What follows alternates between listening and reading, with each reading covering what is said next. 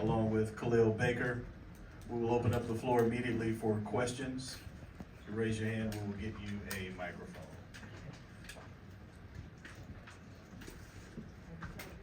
We have.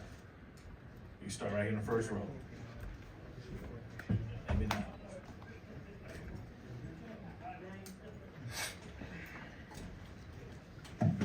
James Hill Sports, James Hill. Congratulations on the Celebration Bowl. When I came by campus and covered your homecoming, you guys had a certain look in your eye. You maintained that down the stretch. Talk about what you guys were able to do, and in particular against Jackson today.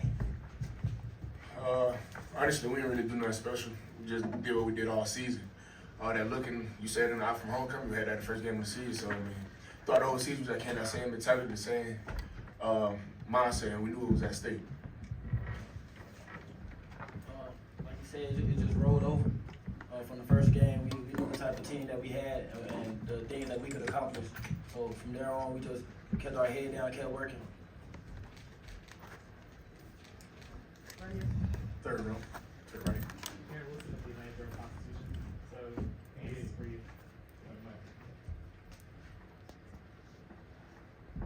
Aaron Wilson with the Atlanta Journal-Constitution. Davius, for you, you had a big game on the ground and through the air. Just kind of, what were you seeing? How were you able to make plays consistently? First and foremost, it started off with the game plan. Coach Young did a great job with that. Then it went to the offensive line. There were 5, 6 guys that played today. I mean, they boys played their heart out. Some of them could barely walk through the game, so they did a good job doing that. Opened up the run game, and then that led to the passing game. Our receivers did a good job tracking the ball, catching balls that came their way, making their plays. And then the running backs, I mean, the boys ran with an edge on their shoulder today, but I ain't even surprised they do that every week. I mean, they probably got first time seeing that, but I see it throughout practice and throughout each game. Yeah, we got the 2 best season boys. That's all for real. The boys just did their job. Third row. Manuel Glade to Crush Sports Talk. Davius, they make a big play to send the game in overtime. What was your team's mentality to come out at overtime and drive that ball down the field and score that touchdown? Like I said 1,000 times, like Coach Oliver said 1,000 times, we keep on thermostat mentality. We say that on temperature from like 68 degrees, and then just keep it up. When a good play happens, keep playing. When a bad play happens, keep playing. Because that wasn't our first time being in those type of situations. We've been in overtime before. We've been in 2-minute drives before. We knew it was at stake and just got down to our roots and do what we do.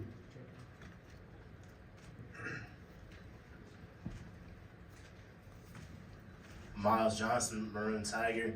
I want to ask y'all, as HBCU students,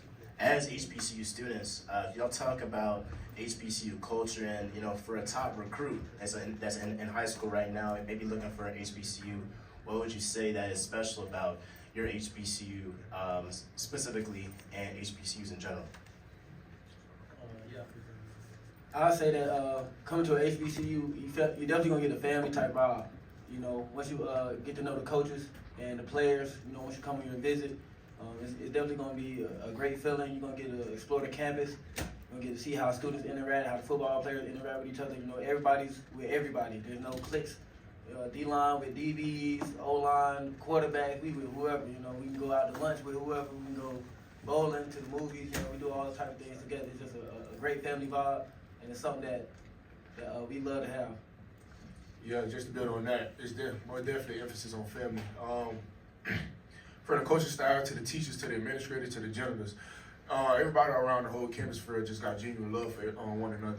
I mean, I can tell you I can't even count how many lunch leaders I know that know me and that know them boys. Like when we come in there, they show love, not just to us, but all students all around.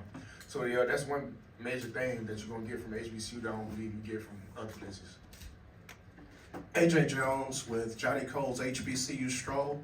With all the national attention being on Jackson State, coach and the players, what were you guys saying to one another, and what did you say when you hit the field? Well, it took all the pressure off of us, honestly. You know, all the attention on them, all the cameras on them, so we just doing our normal routine. So when we came out there, we just knew our game plan, we knew how to dominate, and we knew we were going to dominate. That was our mindset coming in, and that's the mindset that we were going to have throughout the game. Jamie Walker, Black College Sports Network. Khalil, this is for you. Talk about the contributions of Coach Courtney Cord coming in this year and what the difference is in that defense. Coach Cord, man, he's a very impactful guy. When he came into the defense, he brought a different energy. You know, we play a gap sound football. It's energy based. If you can't run, if all 11 people can't run to the ball, you're not gonna play on this defense. That's the type of mindset that he have. We big on takeaways. We big on everybody making a play, game tackling, and he just a great coach and mentor for us. He came in and helped right away. Coming to our system, it was no disconnect. All the coaches that came in was definitely no disconnect, and it was just something that we definitely built off of. Right back right here. Vaughn Wilson, HBCU Game Day. Guys, I don't know how much you know about the North Carolina Central history, but not too long ago, I'm sure Kyle knows, probably 2005, North Carolina Central was Division II. And now you sit atop HBCU football in Division I. Can you talk about what that means, being the team that brings that to fruition? I mean, like you said, I probably don't know too much about it, but I know I see it every day when we go to the field, right out there. Where the coaches box at, they got D2 records and stuff like that, win the championships and all that, CIAA and all that. So, but it's a blessing to be able to play Division I ball and be able to be a part of the history of Central coming from D2 to D1, and then just establishing a winning brand. All right, Shemai Cook here. Hi, Davius. Congratulations on the win. Going into this game, you guys were the underdog. What is your message to the people who underrated you going into this game? I mean, first of all, we're not really. I mean, we kind of used to being the underdog. They always doubt us. And message to them, I mean, it's their opinions. Only opinions I care about is my coach and my teammates. So, I mean, they can believe what they want to believe. They can say what they want to say. But at the end of the day, I'm going off what these boys say about me. And these boys say nothing but great things about me, and I believe whatever they say. Two more, starting on the left. BJ Jones, inside HBCU football. Davius, since about 3:58, North Carolina Central has been trending on Twitter. You guys have become America's team. How does that feel to have this spotlight, Celebration Bowl, ABC, to have the nation's eyes, and to walk out with a big win, and now everyone knows who North Carolina Central is and who Davius Richard is? If I could say one word, I'd say well deserved. These boys we put up a hell of a season from the start to finish, including the 2 losses. We've been through a lot of trials and tribulations throughout the season, but one thing these boys didn't do was complain. They fought through in all adversity, and then that was just the help with Coach Oliver. I mean, he does a great job of recruiting, and he's real specific about who he recruits. I remember when I got recruited, he was just watching me the whole visit. He didn't tell me to the end, though, just saying he watching how I interact with people, how I interact with, like, the administrator and stuff like that. So he does a great job of recruiting players and also the coaches, because they spit the same thing. Everybody in the program spit the exact same language. No matter what question you ask, they always gonna say the same thing. Kenyatta Khalil, Dr. Khalil's inside the HBCU Sports Lab. Particularly for this season, you started August, September, and sometimes maybe even in the spring. But there is a limited opportunity, whether it's at the interscholastic level, intercollegiate level, professional level, to win a championship. From both of you all, how does it feel to be a champion, in this case HBCU champion at the FCS level, Division I level? Honestly, it's just a great feeling.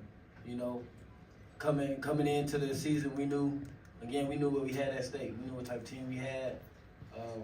The relationships that we built, it's gonna be something that we're gonna hold on to forever. You know, these pictures gonna last forever. You know, it's gonna be around Central. We done made history.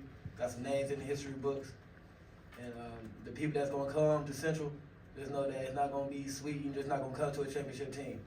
You're gonna have to work, and you're gonna have to build with us.